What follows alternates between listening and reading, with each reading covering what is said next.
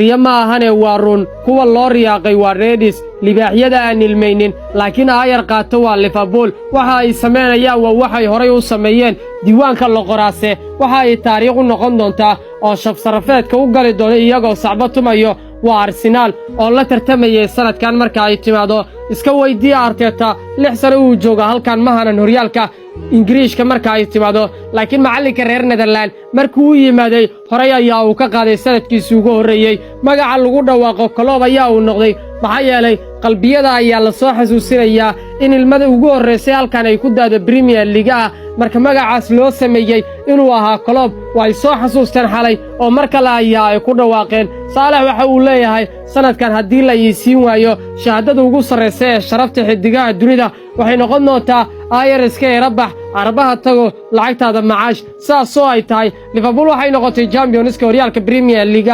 waa sanad kale iyo ruuxan kale oo ku tartantay horyaalkan marka ay timaado Arsenal waxa la leeyahay sanadadan isku dayadu mar ay noqon doonaan runta ee balwada oo wada sanadka toddobaadna aasta oo halkaas aan ku tartameena haddaba sanadka soo socda yaa qaadi doono taageerayaasha Liverpool waxaan halkan ka leeyahay hambalyo